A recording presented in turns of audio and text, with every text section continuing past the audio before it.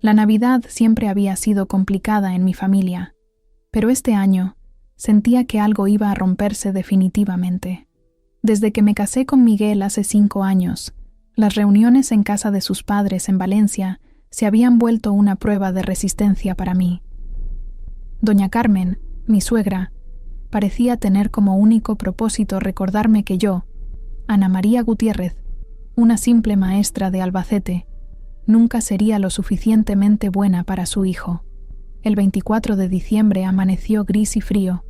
Mientras preparaba mi turrón casero para llevarlo a la cena familiar, Miguel me observaba con esa mirada de disculpa que tanto había llegado a odiar.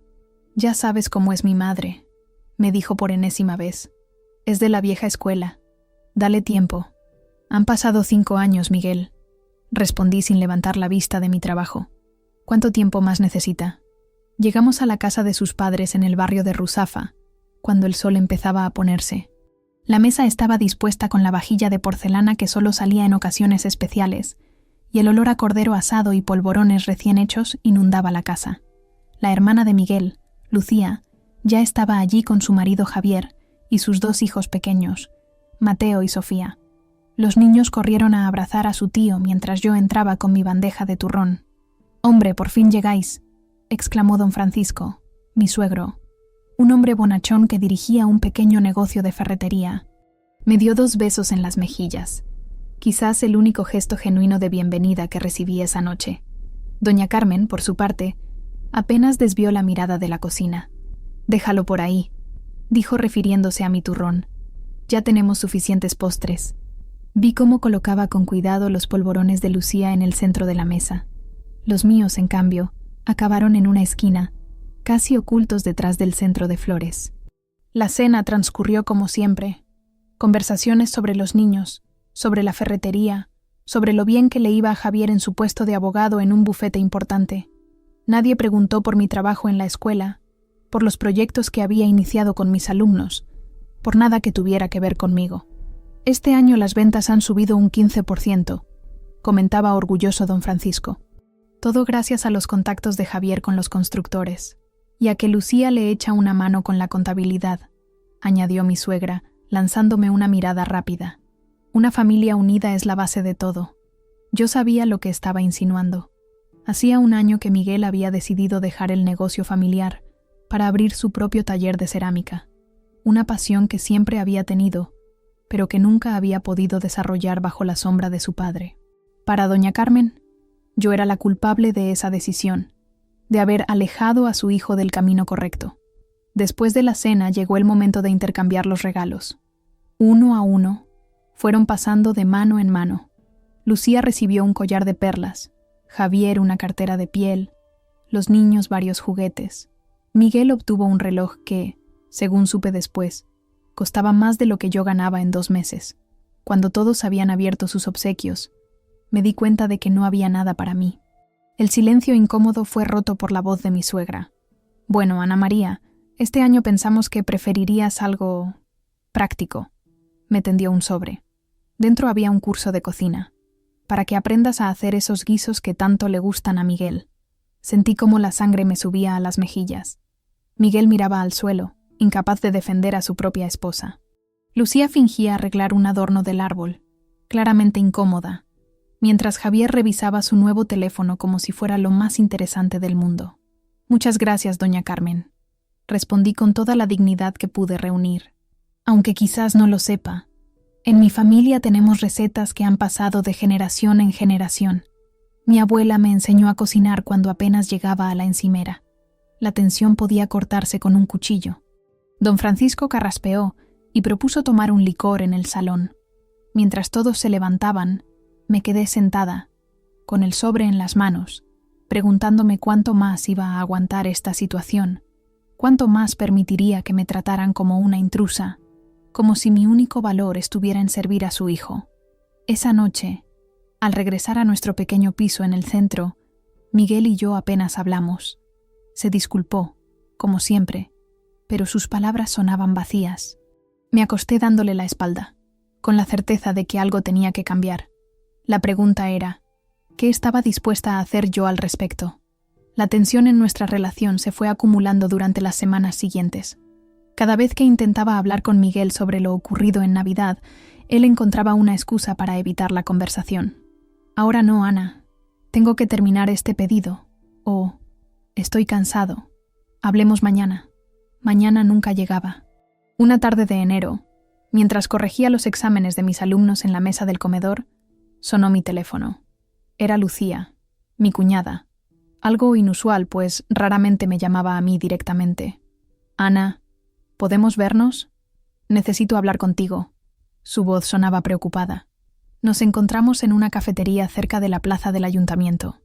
El Café de las Luces era un lugar acogedor, con sus paredes llenas de fotografías antiguas de Valencia y el aroma a chocolate caliente y churros recién hechos. Lucía llegó con el pelo recogido en una coleta descuidada, ojeras marcadas y sin el habitual maquillaje perfecto que solía llevar. «Gracias por venir», dijo mientras revolvía su café. «No sé si hago bien en contarte esto, pero creo que deberías saberlo». Según Lucía, doña Carmen había estado hablando con la familia de una tal Verónica, una chica de buena familia valenciana que había estudiado con Miguel en la universidad. Al parecer, mi suegra había organizado una comida casual en la que Miguel y Verónica coincidirían. «Mi madre está convencida de que vuestro matrimonio fue un error», confesó Lucía sin mirarme a los ojos. «Dice que Miguel merece a alguien de aquí, alguien que entienda nuestras tradiciones, que tenga contactos en Valencia». Me quedé helada, con la taza de café a medio camino entre la mesa y mis labios. «¿Y Miguel sabe de esto?» Lucía asintió lentamente. «Se lo comentó hace unos días. Él le dijo que no iría, pero... ¿Pero qué? No le dijo claramente que estaba mal lo que hacía. Ya sabes cómo es con mamá.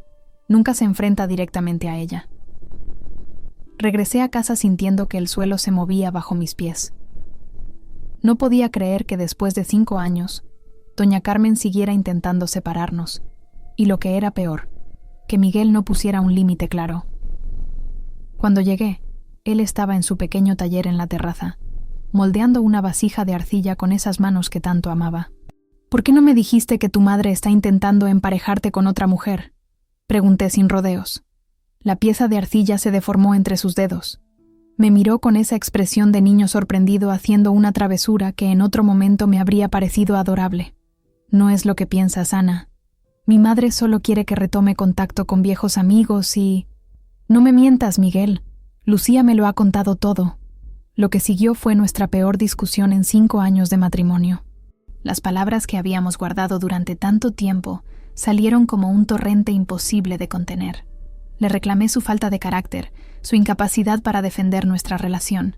Él me acusó de ser demasiado sensible, de no entender que así son las familias valencianas. «No, Miguel, así es tu familia. Mi familia, con todos sus defectos, jamás te ha tratado como un intruso. Mi madre te enseñó a hacer paella porque quisiste aprender, no para que fueras insuficiente para mí». Los días siguientes fueron un infierno silencioso. Dormíamos en la misma cama, pero separados por un océano de resentimiento. Comíamos en la misma mesa, pero cada uno encerrado en su propia burbuja de dolor. El teléfono sonaba con llamadas de doña Carmen que Miguel atendía en otra habitación, hablando en susurros. Una mañana, mientras desayunábamos en ese silencio tenso que se había vuelto nuestra nueva normalidad, Miguel dejó caer la bomba. «Mamá ha organizado una comida familiar este domingo. Dice que quiere arreglar las cosas». Levanté la vista de mi tostada.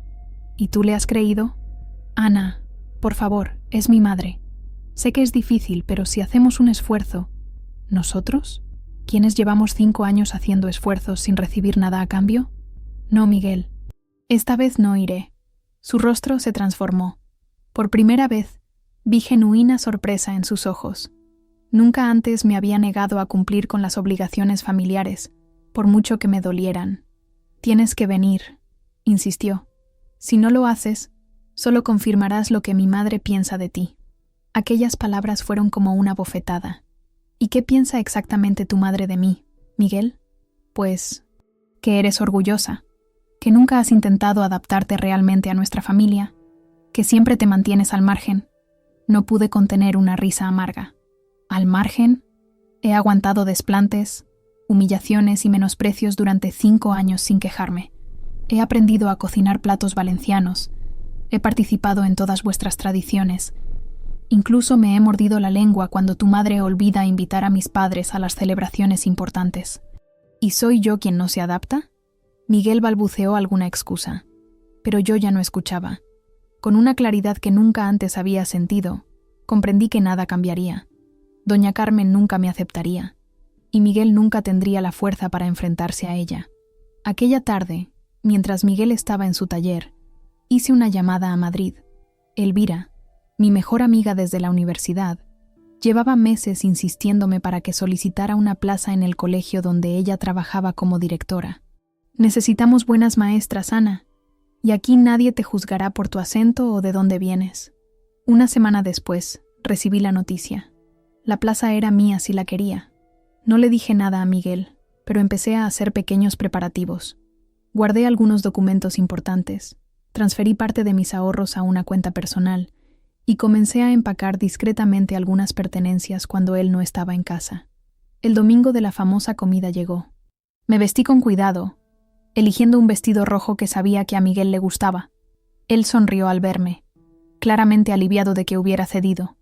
«Te prometo que todo irá bien», me dijo mientras conducía hacia casa de sus padres. Yo le devolví la sonrisa. No sabía que aquella sería la última comida familiar a la que asistiría como su esposa. No sabía que en mi bolso llevaba los billetes de tren a Madrid para el día siguiente. No sabía que después de 5 años de intentar ser parte de una familia que nunca me aceptó, había decidido elegirme a mí misma. La comida familiar resultó ser exactamente lo que esperaba, una trampa. Cuando llegamos a casa de mis suegros, no solo estaban Lucía, Javier y los niños, sino también una mujer de unos 30 años, elegantemente vestida, que fue presentada como Verónica. ¿Te acuerdas de ella, Miguel? Estudiabais juntos en la facultad. El rostro de Miguel se puso pálido, y por primera vez vi en sus ojos algo que nunca había notado antes: vergüenza. No vergüenza por la situación, sino vergüenza de mí, como si mi presencia fuera un inconveniente en aquel teatrillo orquestado por su madre. Doña Carmen había dispuesto los asientos de forma que Verónica quedara junto a Miguel y yo al otro extremo de la mesa, entre don Francisco y el pequeño Mateo. Durante toda la comida, mi suegra bombardeó la conversación con anécdotas de cuando Miguel y Verónica eran estudiantes, de las fiestas a las que habían ido juntos, de los amigos comunes que todavía preguntaban por él. «Verónica acaba de regresar de Barcelona», comentó doña Carmen mientras servía el postre. «Le han ofrecido un puesto directivo en una galería de arte aquí en Valencia. ¿No es maravilloso? Podrías mostrarle tus cerámicas, Miguel». Siempre dije que necesitabas contactos en el mundo del arte. Miguel asintió tímidamente, lanzándome una mirada de disculpa que ya no significaba nada para mí. Verónica, por su parte, parecía genuinamente incómoda con la situación. A diferencia de doña Carmen, ella sí tenía la delicadeza de intentar incluirme en la conversación. «Ana, Miguel me ha contado que eres maestra. Debe ser un trabajo muy gratificante», dijo con amabilidad. Antes de que pudiera responder, mi suegra intervino. «Sí, una pena que las maestras ganen tan poco. Apenas pueden contribuir a la economía familiar, ¿verdad?». El silencio que siguió fue tan denso que podría haberse cortado con el cuchillo del pastel que teníamos delante. Vi a Lucía cerrar los ojos con expresión de dolor, a don Francisco carraspear incómodo, y a Miguel. Miguel simplemente miró su plato, incapaz de defenderme una vez más.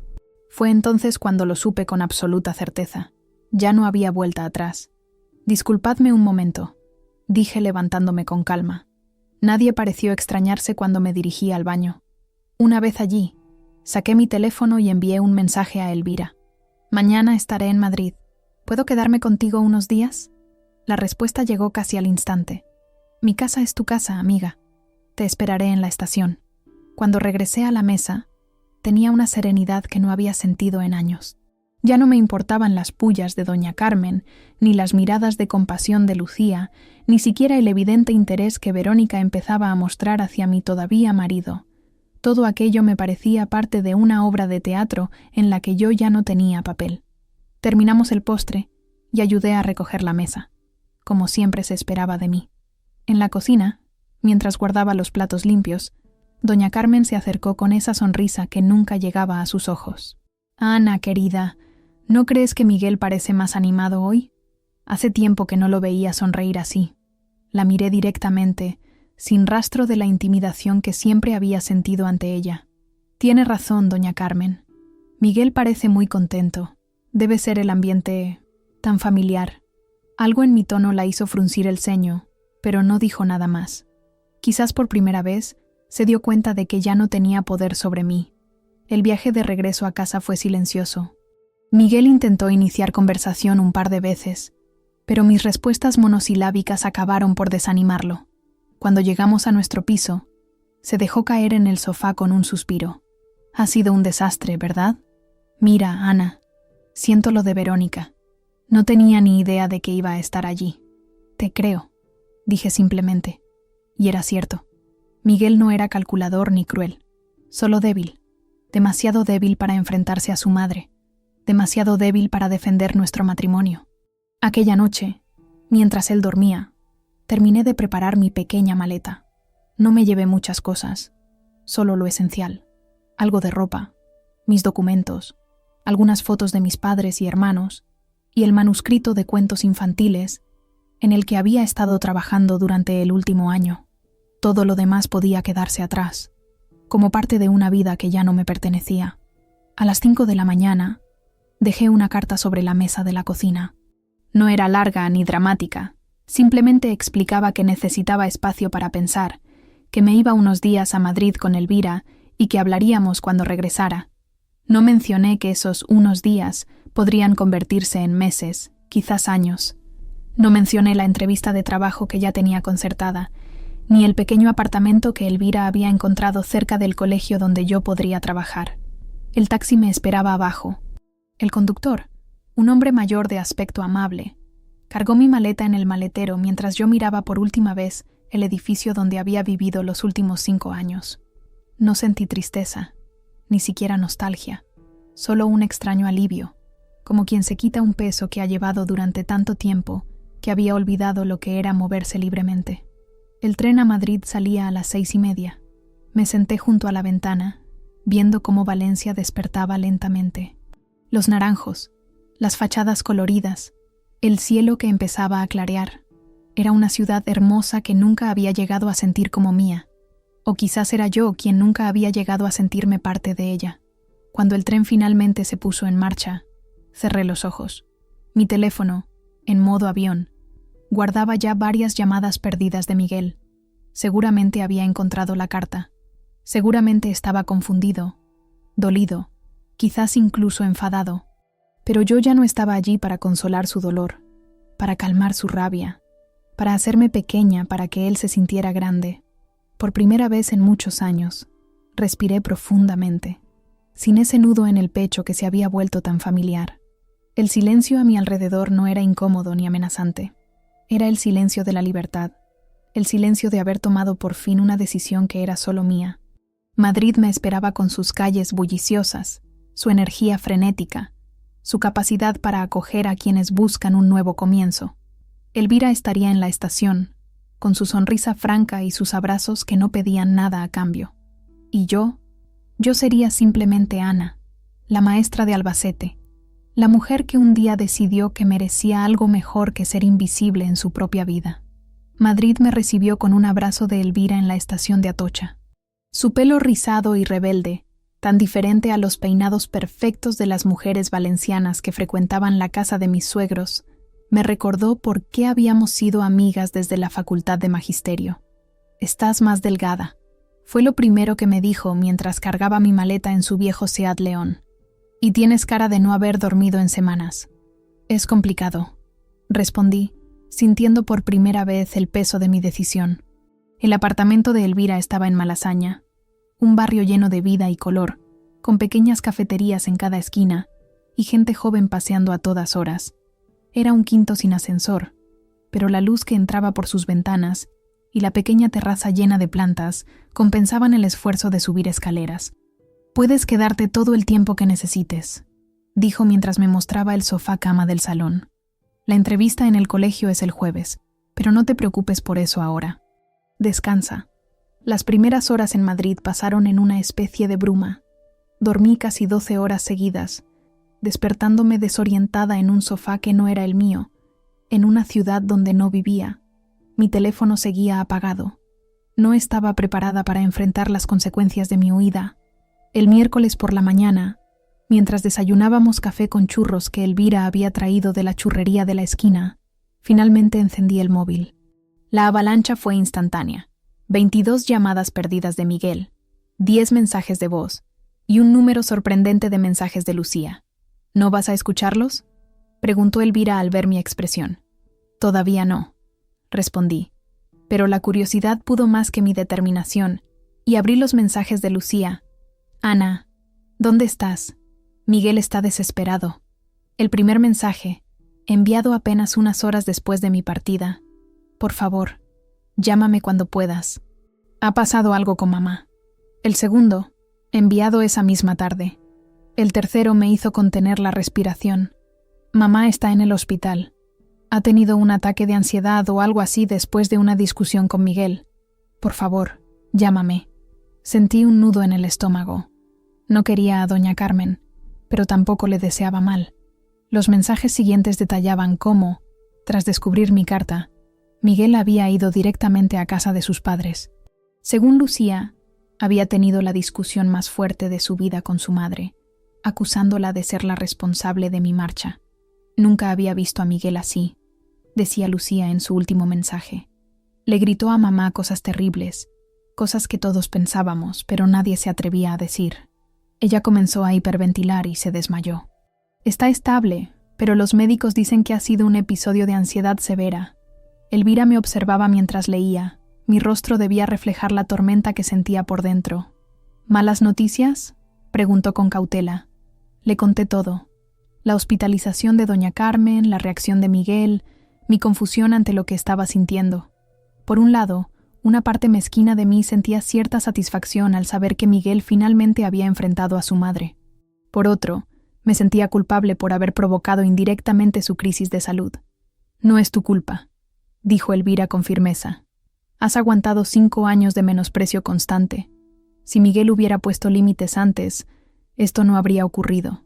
Sabía que tenía razón, pero aún así, me debatía entre llamar o mantener mi distancia.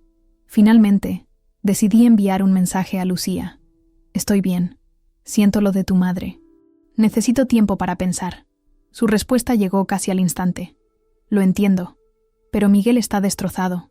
Nunca lo había visto así. Esa noche apenas dormí. Daba vueltas en el sofá-cama, imaginando a Miguel solo en nuestro piso, a doña Carmen en una cama de hospital, a don Francisco preocupado, a los niños de Lucía preguntando por su abuela. Me sentía como si hubiera lanzado una piedra a un estanque sereno y ahora las ondas se expandían, afectando a todos. El jueves, contra todo pronóstico, fui a la entrevista en el colegio. Era un centro pequeño pero innovador, especializado en educación artística. La directora, una mujer de unos 50 años llamada Marta, me recibió con calidez. Elvira habla maravillas de ti, dijo mientras revisaba mi currículum. Dice que eres especialmente buena con niños con dificultades de aprendizaje. La entrevista fue bien. Hablamos de metodologías educativas, de mi experiencia en Valencia, de los proyectos que me gustaría desarrollar. Por un momento, logré olvidar todo lo demás. El puesto es tuyo si lo quieres, dijo Marta al final. Necesitamos a alguien para empezar el próximo mes, cuando comience el segundo trimestre. Regresé al apartamento de Elvira con sentimientos encontrados. Por un lado, la posibilidad de un nuevo trabajo, una nueva vida en Madrid, lejos de la sombra de doña Carmen. Por otro, la incertidumbre sobre Miguel, sobre lo que significaría romper definitivamente nuestro matrimonio.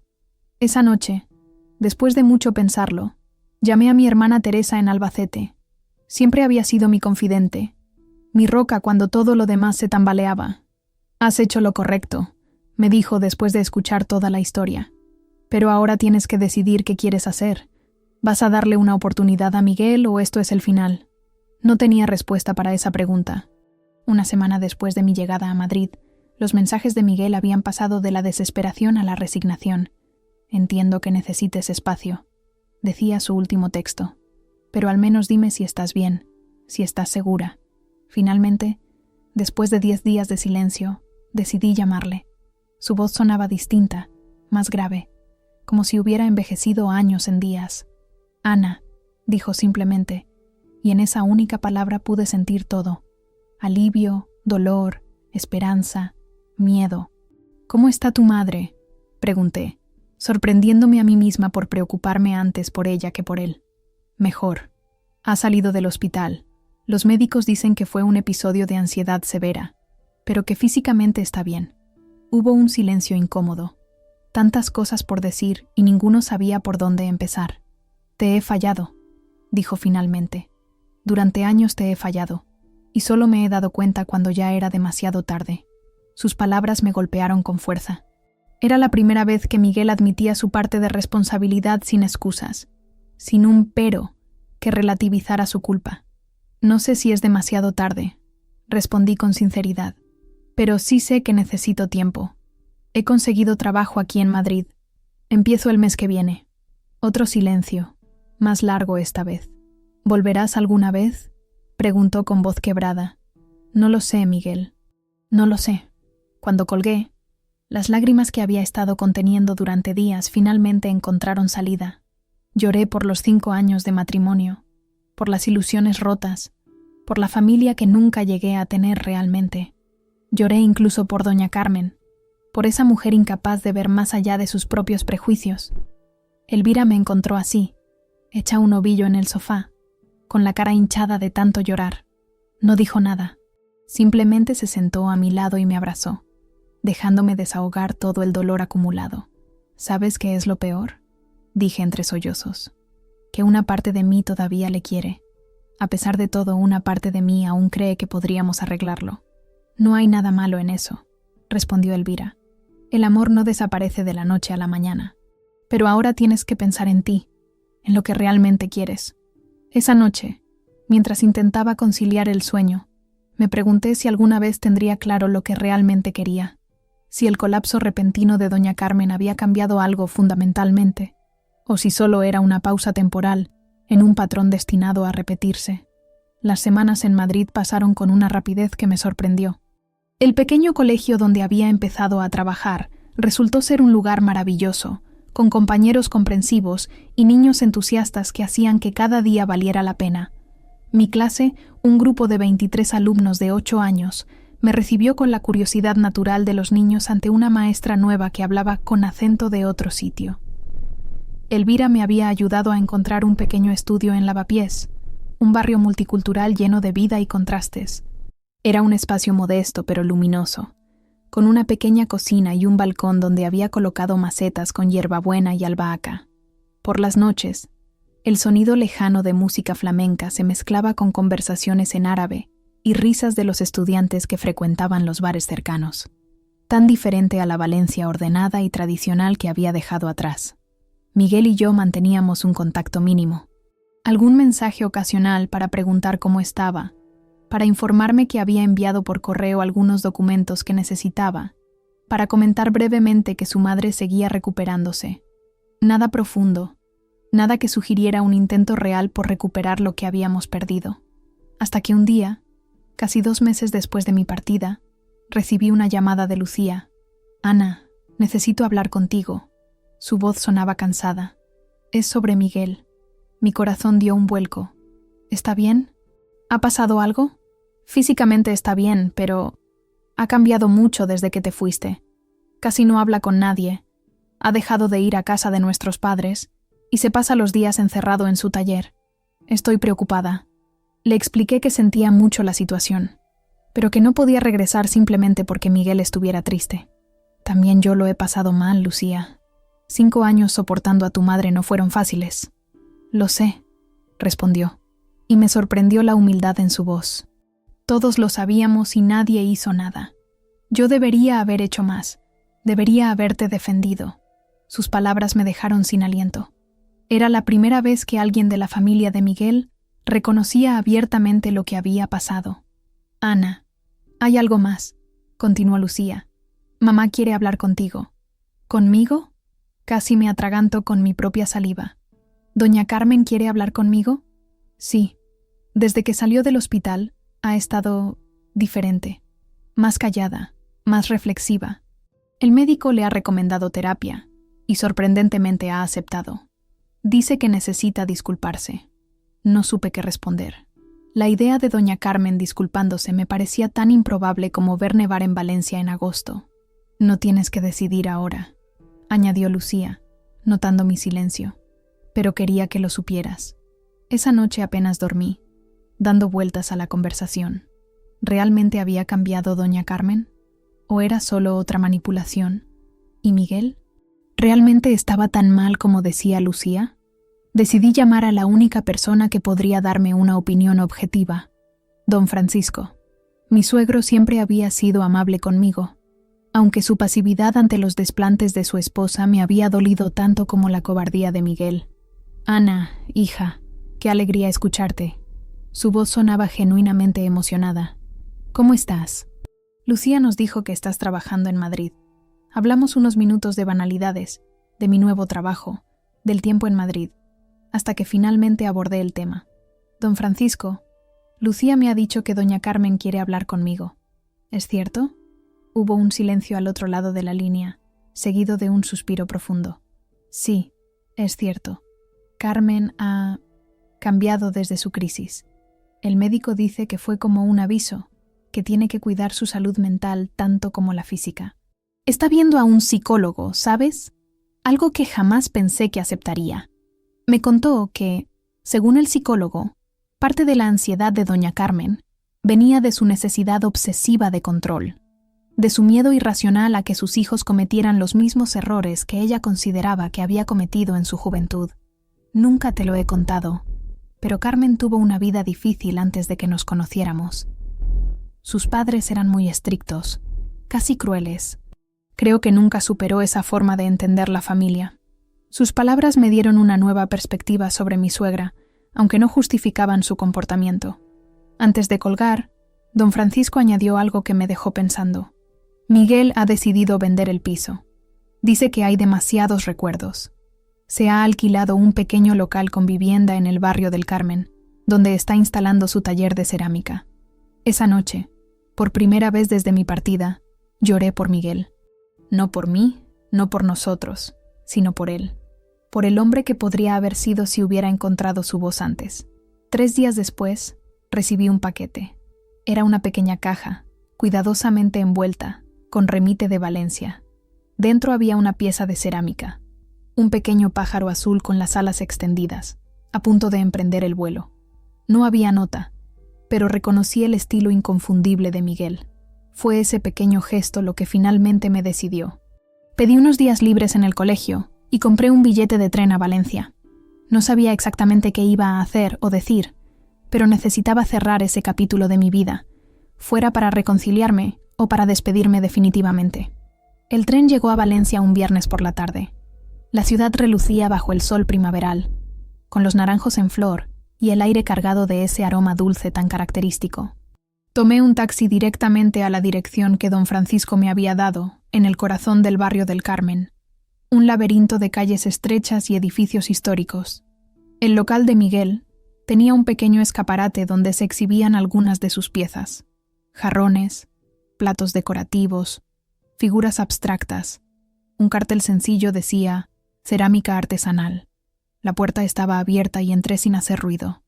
El interior olía a arcilla húmeda y esmaltes. Miguel estaba de espaldas a la entrada, inclinado sobre su torno, completamente absorto en la pieza que estaba modelando. Había adelgazado, y su pelo, siempre tan perfectamente peinado, caía desordenado sobre su frente. «Hola, Miguel», dije suavemente. Se giró tan bruscamente que la pieza que estaba trabajando se deformó bajo sus dedos. Sus ojos, enrojecidos por lo que parecían noches de insomnio, se abrieron con incredulidad. «Ana, ¿eres tú?». Se levantó, limpiándose las manos en el delantal manchado de arcilla, como si no supiera qué hacer con ellas. Había un mundo de distancia entre nosotros, mucho más que los pocos metros que nos separaban físicamente. «Recibí tu pájaro», dije, sacando la pequeña figura de mi bolso. «Es precioso». Miguel sonrió tímidamente. Lo hice pensando en ti, en tu libertad. Hablamos durante horas, sentados en 2 taburetes viejos en medio de su taller. Me contó cómo había sido enfrentarse finalmente a su madre, cómo la culpa por mi partida se había convertido en determinación para cambiar su vida. He perdido muchas cosas estos meses, dijo con voz quebrada, pero también he encontrado otras. Mi voz, para empezar. Me mostró su pequeño apartamento en la parte trasera del local, un espacio austero pero acogedor, lleno de libros y bocetos. Me habló de sus nuevos proyectos, de las clases de cerámica que había empezado a impartir a niños del barrio, de cómo había encontrado una paz que no conocía desde que era estudiante. Cuando llegó el momento de abordar el tema de su madre, su expresión cambió. «Está realmente arrepentida, Ana. No te pido que la perdones, pero quizás podrías escucharla». Accedí a verla al día siguiente. Esa noche me alojé en un pequeño hotel cercano. Necesitaba espacio para procesar todo lo que estaba sintiendo. Por un lado, la evidente transformación de Miguel me conmovía. Por otro, no podía olvidar tan fácilmente 5 años de humillaciones. La casa de mis suegros parecía más pequeña de lo que recordaba. O quizás era yo quien había crecido. Doña Carmen me recibió en el salón, sola. También ella había cambiado. Su habitual peinado perfecto había dado paso a un estilo más natural, y su rostro, sin el maquillaje impecable que siempre lucía, mostraba signos evidentes de cansancio. «Gracias por venir, Ana», dijo, y noté que era la primera vez que me llamaba por mi nombre a secas, sin ese tono condescendiente que solía usar. Nuestra conversación fue incómoda al principio, con largos silencios y frases entrecortadas, pero poco a poco algo cambió. No hubo grandes disculpas dramáticas, no hubo lágrimas ni abrazos de reconciliación. Simplemente 2 mujeres adultas hablando con honestidad por primera vez. «No puedo cambiar el pasado», dijo al final, «pero quisiera tener la oportunidad de conocerte realmente, si algún día decides dármela». Cuando salí de aquella casa, sentí como si un peso enorme se hubiera levantado de mis hombros. No había perdonado completamente, pero había empezado a entender. Y eso, por ahora, era suficiente. Regresé al taller de Miguel para despedirme.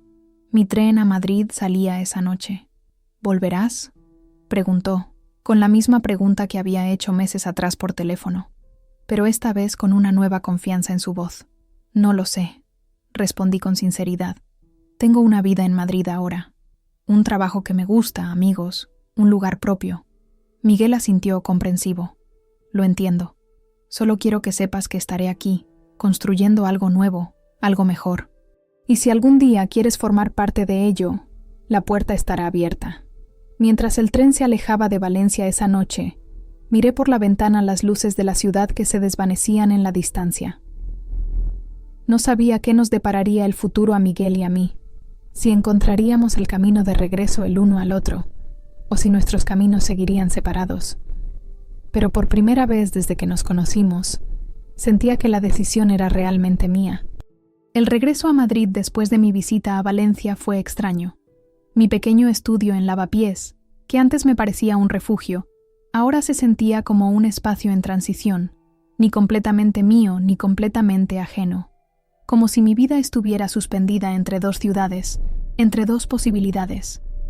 La primavera en Madrid era diferente a la valenciana. Aquí los árboles del Retiro se llenaban de un verde intenso, y las terrazas de los bares se abarrotaban de gente aprovechando los primeros días de calor. Mi rutina continuó. Las clases en el colegio, los cafés con Elvira los viernes por la tarde, las llamadas semanales con mi hermana Teresa. «¿Y ahora qué?», me preguntó Teresa un domingo mientras hablábamos por teléfono. «¿Has decidido algo sobre Miguel?». La verdad era que no. Desde mi regreso a Madrid, habíamos mantenido un contacto más frecuente. Mensajes casi diarios, alguna que otra llamada. Me enviaba fotos de sus nuevas creaciones. Yo le contaba anécdotas de mis alumnos. Era una especie de amistad cautelosa, como si ambos temiéramos dar un paso en falso y romper esa frágil conexión que habíamos reconstruido. «Necesito tiempo», le dije a Teresa, la misma respuesta que me daba a mí misma cada vez que la duda me asaltaba por las noches. En mayo, recibí una invitación que no esperaba. Miguel había organizado una exposición de sus cerámicas en una pequeña galería del barrio del Carmen, y quería que asistiera. No es nada pretencioso, decía en su mensaje. Solo algunas piezas que he creado estos meses. Entiendo si no puedes o no quieres venir. Decidí ir, no por nostalgia o arrepentimiento, sino porque genuinamente quería ver su trabajo, ser testigo de ese nuevo Miguel que parecía haber emergido de los escombros de nuestro matrimonio. La exposición era un viernes por la tarde. Tomé un tren después del trabajo y llegué a Valencia cuando el sol comenzaba a ponerse, tiñendo de naranja las fachadas de los edificios. La pequeña galería estaba llena de gente, artistas locales, vecinos del barrio, algunos rostros que reconocí de la vida anterior. En un rincón, para mi sorpresa, estaban don Francisco y doña Carmen. Mi suegro me saludó con un abrazo cálido, mientras que doña Carmen se limitó a un gesto tímido con la cabeza, como si todavía no estuviera segura de cuál era su lugar en esta nueva dinámica. Las piezas de Miguel me dejaron sin aliento. Había evolucionado de la cerámica tradicional valenciana que solía crear a formas más abstractas, más personales. Una serie de cuencos con grietas deliberadas que habían sido rellenadas con esmalte dorado llamó especialmente mi atención.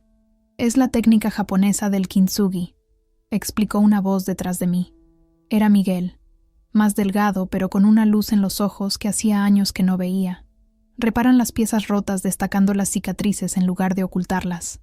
Consideran que algo que ha sido roto y reparado es más hermoso y valioso que algo que nunca se ha dañado. Nos miramos largamente, conscientes del paralelismo con nuestra propia historia. Son preciosos, dije finalmente. Todo es precioso, Miguel. Estás haciendo un trabajo increíble.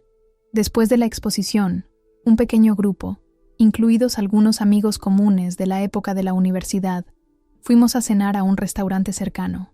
Era extraño y reconfortante a la vez, compartir mesa y conversación con personas que habían formado parte de nuestra vida en común. Miguel y yo nos sentamos en extremos opuestos de la mesa, pero nuestras miradas se encontraban continuamente a través de las copas de vino y los platos compartidos. Más tarde, mientras caminábamos de regreso a la galería donde había dejado mi bolsa, Miguel me preguntó dónde me alojaba. He reservado una habitación en un hotel cerca de la estación, respondí. Mi tren sale mañana al mediodía.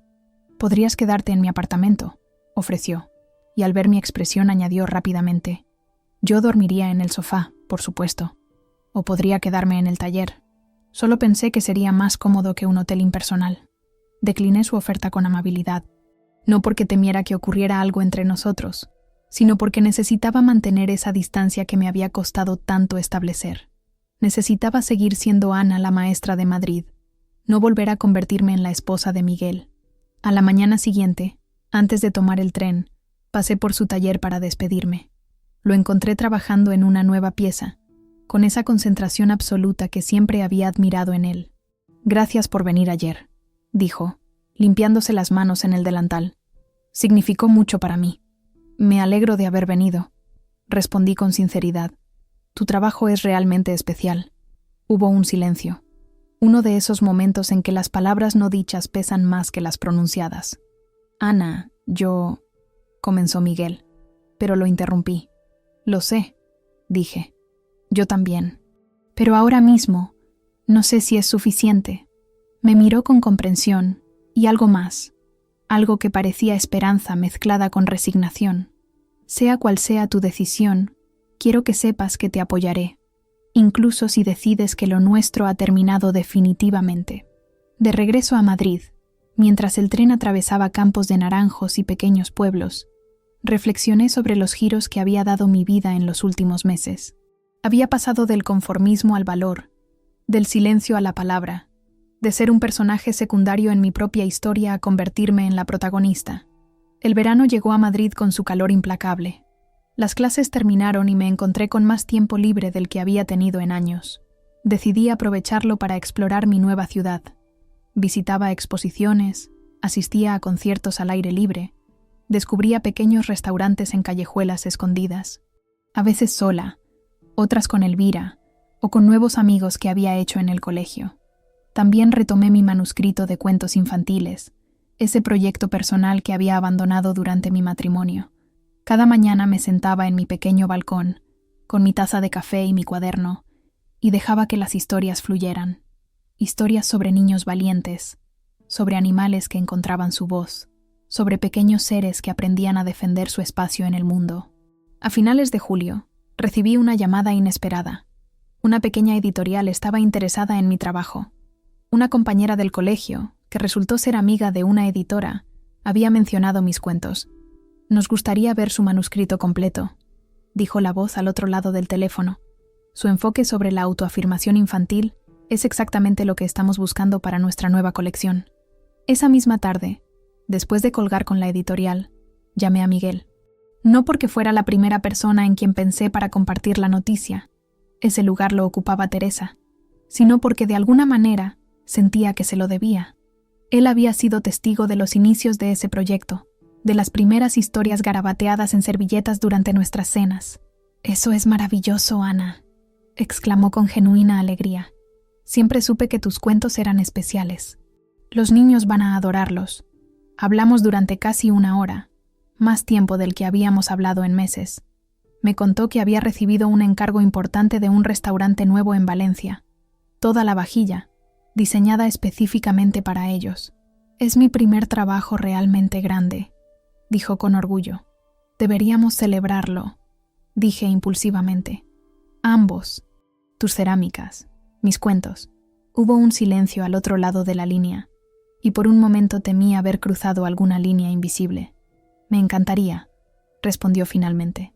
«Podría ir a Madrid algún fin de semana, o si prefieres venir a Valencia. Madrid estaría bien», dije, sorprendiéndome a mí misma por la decisión. «Podrías conocer mi barrio, mis lugares favoritos». Acordamos una fecha a mediados de agosto. Después de colgar, me encontré sonriendo ante la perspectiva de mostrarle mi nueva vida, mi nuevo mundo, no con nostalgia por lo perdido, sino con el orgullo de quien ha construido algo valioso desde cero. El día antes de su llegada, mientras limpiaba mi pequeño estudio y compraba comida para el fin de semana, me di cuenta de algo importante. Ya no sentía esa opresión en el pecho al pensar en Miguel, en nuestra historia. No había olvidado el dolor, las humillaciones, los silencios cómplices, pero ahora esos recuerdos parecían pertenecer a otra persona, a una Ana que ya no existía del todo. Miguel llegó un viernes por la tarde, con una bolsa de viaje y un paquete cuidadosamente envuelto. «Un regalo de inauguración tardío», dijo, entregándomelo. Era un juego de tazas de cerámica, cada una decorada con escenas de los cuentos que yo le había descrito durante nuestras conversaciones telefónicas. Le mostré Madrid como si fuera una guía turística de mi propia vida, el colegio donde trabajaba, el parque donde escribía mis cuentos en los días soleados, la cafetería donde Elvira y yo nos reuníamos cada viernes. Él lo observaba todo con genuino interés, haciendo preguntas, comentando las diferencias con Valencia. La noche del sábado, cenamos en la terraza de mi estudio. Había preparado una ensalada y comprado pan de una panadería cercana. Nada elaborado, nada que pretendiera impresionar, solo comida sencilla compartida bajo las estrellas de Madrid. «¿Eres feliz aquí?», preguntó Miguel mientras servía más vino en nuestras copas. La pregunta me tomó por sorpresa, no por su contenido, sino por su sencillez directa. El Miguel de antes nunca habría preguntado algo así, temiendo la respuesta. «Sí», dije tras pensarlo un momento. «Soy feliz. No todo el tiempo, no perfectamente, pero sí». «¿Y tú? ¿Eres feliz en Valencia?», asintió lentamente, de una manera diferente a antes, más auténtica, supongo, como si por fin estuviera viviendo mi propia vida y no la que otros esperaban de mí. Nos miramos en la penumbra de la terraza, reconociendo en el otro ese cambio fundamental, esa transformación que había comenzado con el dolor, pero que había florecido en algo inesperadamente hermoso. «¿Qué somos ahora, Ana?», preguntó finalmente. «¿Amigos? ¿Exmarido y exmujer? ¿Algo intermedio?». Sonreí ante la incertidumbre en su voz, tan similar a la que yo misma sentía. «No lo sé», respondí con honestidad, «pero creo que podemos descubrirlo juntos, sin prisa, sin expectativas, solo dos personas que una vez se amaron y que quizás puedan aprender a amarse de nuevo, de una forma diferente». Esa noche, mientras Miguel dormía en el sofá cama y yo en mi habitación, pensé en los extraños caminos que toma la vida, cómo a veces necesitamos perdernos para encontrarnos, como a veces el final de algo es solo el comienzo de otra cosa. No sabía qué nos depararía el futuro a Miguel y a mí, si eventualmente encontraríamos el camino de regreso el uno al otro, o si nuestros caminos seguirían paralelos pero separados, si la distancia entre Madrid y Valencia sería un obstáculo insuperable o simplemente un detalle logístico a resolver. Pero por primera vez en mucho tiempo, esa incertidumbre no me asustaba. Había encontrado una paz que no dependía de otra persona, una seguridad que venía de saber exactamente quién era y qué quería, y eso, más que cualquier promesa de futuro, era el verdadero regalo que me había dado a mí misma al tener el valor de marcharme aquel día de Navidad.